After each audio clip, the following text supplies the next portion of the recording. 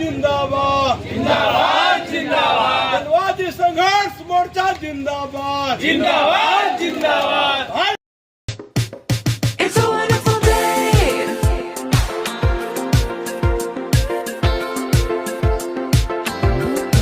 It's a wonderful day.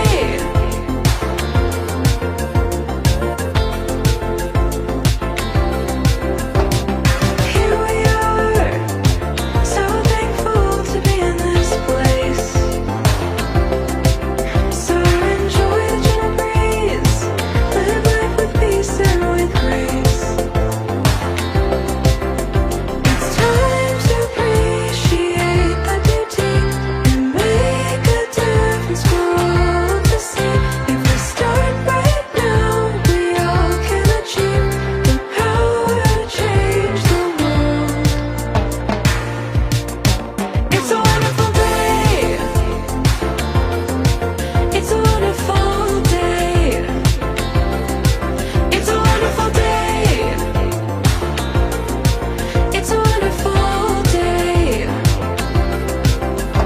And we're filled with joy, grateful for all that's good in our lives. And we all can join together, there's no reason to fight. It's time to appreciate the beauty and make a difference for all to see.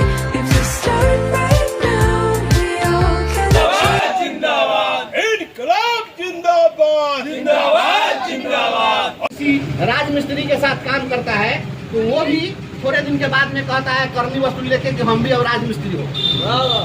और शिक्षक 20 साल से काम कर रहा है लेकिन उसको एक अदद प्रमोशन नहीं मिला। ये कौन सा विभाग चल रहा है? ऐसा कोई विभाग आज तक पूरी दुनिया में नहीं हुआ। अभी शिक्षक जो लोग भी विशिष्ट शिक्षक बने, सक्षमता परीक्षा दिए कि हम राज्यकर्मी हो जाएंगे, उनको पे प्रोटेक्शन संवैधानिक रूप से वैधानिक रूप से दिया, कानून बना करके दिया कि नहीं वेतन आपको जो मिल रहा है उससे कम नहीं मिलेगा। लेकिन नहीं हुआ, फिक्सेशन नहीं होने के कारण क्या हुआ, जिनको 50,000 वेतन मिलता था 35,000 वेतन मिल रहा है। और लोन लिए हुए हैं 25,000 रुपया लोन में उनका EMI कट रहा है और उनको 10,000 में घर चलाना पड़ रहा है, वो अलग रो रहे हैं। तो ये कौन सी व्यवस्था है भाई? और बार बार आग्रह के बावजूद अगर विभाग नहीं सुन रहा है, और जान लीजिए मैं आपको बताता हूँ, मैंने कहा था जब सदन चल रहा था उस दौरान मैंने कहा था कि शिक्षकों का स्थानांतरण नहीं हुआ, शिक्षकों की समस्याओं का समाधान नहीं हुआ तो सरकार का स्थानांतरण होगा। और अभी जान लीजिए हम लगातार विभाग को माननीय मुख्यमंत्री को अवगत करा रहे हैं और शिक्षकों की समस्याओं के समाधान नहीं होने के कारण ही SCS अंतिम समय में इनको इस विभाग से चलता कर दिया गया। नवंबर में क्या कार्यकाल समाप्त हो रहा था, नवंबर में कार्यकाल समाप्त हो रहा था तो इनको हटाने का कोई मतलब नहीं था, इसीलिए हटाया गया है। और जो नए हमसे लोग पूछते हैं कि आप किस पार्टी में जाइएगा, आप तो निर्दलीय हैं, तो मैं पूछता हूं लोगों से कि आप ही मुझे उस पार्टी का नाम बता दीजिए जो मुझको झेल ले। हम किसी नेता का आंख बंद के जयकारा कर नहीं सकते, हम तो जनता का जयकारा लगाने के जिंदाबाद पार्टी के साथ नहीं जा सकते हैं। हम बस केवल इतना चाहते हैं, हम नहीं जानते सर, हम केवल एक चीज कहना चाहते हैं कि आप हमारे इस जनवादी संघर्ष मोर्चा के साथ जुड़िए, इसको आप लोग मजबूत करिए। मैं दूसरा कोई बिजनेस व्यापार नहीं करता हूँ। आप जिस समस्या को उठाएंगे, उठाना आपको है, हमसे आप अपेक्षा मत करें। समस्या ग्रासरूट पर आप समझ रहे हैं कि कहाँ क्या दिक्कत है। हमारे क्षेत्र में 28 विधानसभा, 28 विधायकों का क्षेत्र है। हम अकेले अपने आंख से नहीं देख सकते हैं, हम आप ही के आंख से देखेंगे, आप ही के हाथ से करवाएंगे, आप ही के पैर से चलेंगे और तभी समस्या का समाधान। तो आपको जुड़ना होगा और आप समस्याओं को उठाइए। हम यकीन दिलाते हैं कि जहां भी आप समस्या को लेकर के खड़े होंगे, आपके साथ हम मजबूती के साथ, मुस्तैदी के साथ खड़ा रहेंगे। लेकिन जुड़ना आपको होगा, करना आपको होगा, और नहीं तो नेताओं का जयकारा करने से कुछ भी होने वाला नहीं होने वाला। कोई वैशाली किस लिए आएगा बताइए? यहाँ क्या है? भगवान महावीर ने क्या किया? आदर्श स्थापित करने के लिए, मानवता को स्थापित करने के लिए अपना राजपाट छोड़ दिया और मंच पर कौन बैठे हैं? राजपाट पाने के लिए पूरा आदर्श नैतिकता चूल्हे में फेंक दिया। जिंदाबाद जिंदाबाद। ऐसे लोगों को आप मंच पर, मैंने कहा था ये वैशाली की माटी है, वाह वैसा क्या किया? आपको अगर बुलाना था तो किसी जैन मुनि को उस मंच पर बैठाते, नेताओं को सम्मानित करना था तो खूब बढ़िया नया नया सोफा पर बैठाते और वहाँ पर प्रवचन सुनवाते, जैन मुनि के कुछ कड़वे वचन सुनते, जो जाते तो कुछ लेकर जाते। लेकिन मंच पर आना है और राजनीति घुसाना है और जयंती महावीर का मनाना है, यह ट्रेंड। मेरा बहुत छोटा कार्यकाल है, मैं बहुत रहता हूँ दबाव में, क्योंकि अगले साल चुनाव 4 जिले का क्षेत्र है, 54 ब्लॉक है, 28 विधानसभा।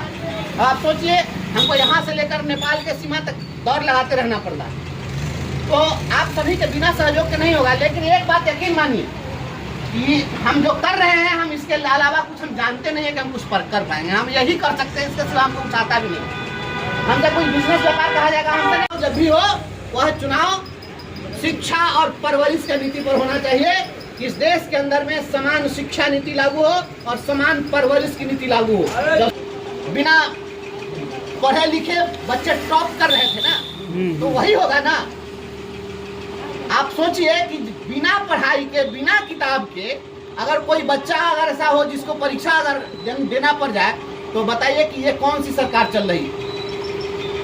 बिना किताब के परीक्षा, बिना पढ़ाई के परीक्षा, और इसको अगर सुशासन कहते हैं तो कुशासन किसको कहते हैं? स्नातक के ही हमारे शिक्षक नहीं बल्कि पूरे बिहार के शिक्षक और शिक्षिकाएं और समाज आपसे उम्मीद रखे हुए हैं और आपके प्रति हमेशा उसका विश्वास आ गया है कि बंशीधर ब्रजवासी इनका नाम है, जिसको पूर्व में कृष्ण का दूसरा रूप माना जा रहा है आपको, तो यह सफल करें और लोगों को उम्मीद पर आपको खड़ा उतरिए, लोग को हक को दिलाइए और अधिकार को दिलाइए, क्योंकि इसी आशा और उम्मीद के साथ आपको लोग मदद किया है और आगे करेगा।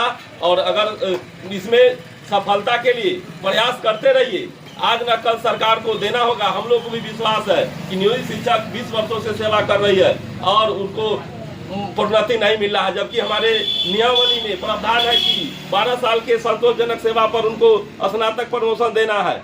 और बहुत से साथी 20 साल पार कर गए, 19 साल पार कर गए, और सरकार नियमावली में होने के साथ साथ हाई कोर्ट भी 3 बार डिसीजन दे चुकी है। फिर 2 दिन पहले डिसीजन दी है हाई कोर्ट कि 3 महीना के अंदर नियोजित शिक्षकों को स्नातक प्रमोशन दिया जाए। तो जब हमारी शिक्षा विभाग या हमारा शिक्षा का जो नियमावली है वो उसमें जब यह प्रावधान है और जब हाई कोर्ट डिसीजन दे रही है तो सरकार नहीं मान रही है या हमारे शिक्षा विभाग के बड़े बड़े पदाधिकारी नहीं मान रहे हैं, तो इससे क्या लग रहा है कि सरकार अपने अडिग हो गई है, बहरी हो गई है और साथ साथ हमारे शिक्षा विभाग के पदाधिकारी मनमानी कर रहे हैं। तो इस सब पर तभी आप ही पर भरोसा है कि आप ही लगाम लगा सकते हैं, आप ही हक अधिकार दिला सकते हैं।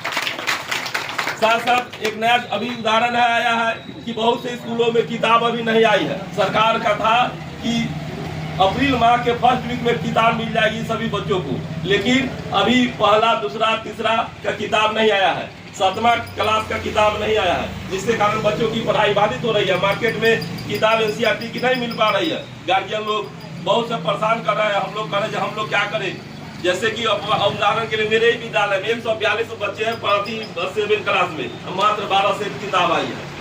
अब हम लोग क्या करें, रोल नंबर के हिसाब से, प्राथमिकता के हिसाब से 12 बच्चों के दिए हैं। अभी 130 बच्ची पढ़ा हुआ है, डेली गार्जियन और बच्चे तंग कर रहे हैं। और 10 तारीख से हाफ ईयरली एग्जाम का भी डेट आ गया है, बच्चे को किताब नहीं मिल पाई है। तो इसको भी सदन में या पदाधिकारी से थोड़ा सा मिल के उठाइए कि गरीब बच्चे हमारे विद्यालय में, हमारे बिहार के विद्यालय में पढ़ते हैं, उसको भी किताब मिल जाए।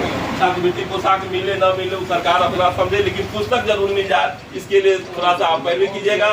साथ साथ हमारे एक साथी वो कटारा से आए चंदेव प्रसाद यादव जी, वे भी आपके 4 वोटर है, पति पत्नी और इनका पुत्र और पुत्र, तो ये 4 वोट आपको दिए हैं। साथ साथ आपसे उम्मीद है इनकी पत्नी कस्तूरबा विद्यालय में है, जिसकी मानदेय बहुत कम है, तो उन्होंने बार बार कहा कि नहीं आप चलिए आज बात कराते हैं आपसे और उनसे कहिएगा क्या समस्या है और उनको कैसे समाधान होगा, जैसे वो बताएंगे उसके ऊपर पहल कीजिएगा और आपका निदान होगा। तो थोड़ा उनकी भी बातों को थोड़ा सा एक्शन में समय निकाल के बाद में बात कर लीजिएगा। और जो भी समस्या हमारे शिक्षक का हो उस पर विशेष, साथ साथ हमारे बच्चों का, विद्यालय में पढ़ने वाले बच्चों का भी समस्या से आपको थोड़ा लड़ाई लड़ना होगा। सरकार कह रही है जैसे साइकिल योजना, पोशाक योजना, हमारे स्कूल को मैंने अपग्रेड कराया तो उसमें 3 सत्र बच्चे निकल गए, बच्चियां निकल गए, साइकिल का पैसा नहीं मिला। गार्जियन लोग हम लोग को टॉर्चर करते हैं। तो ऐसा ऐसा बिहार में भी समस्या है। तो इस सबको ध्यान रखते हुए, सभी मुद्दाओं को ध्यान रखते हुए, सूचीबद्ध करते हुए, और आप इसको दिलाने का काम कीजिएगा। समय की कमी है, बहुत सा लोग हैं और रहता है, विशेष अभ्यर्थी की बातों को सुनना है। मैं अपनी इतना ही बात को कहकर अपने शब्दों पर विराम लगाता हूँ। जय हिंद, जय भारत, जय शिक्षक समाज, जय गौरव। सभी लोग जानते हैं कि शिक्षक के आवाज के लिए, उनके हक और हकूक के लिए इन्होंने जो अपनी बुलंदी से आवाज उठाई, उसका कारनामा हुआ, इन्हें बर्खास्त कर दिया गया।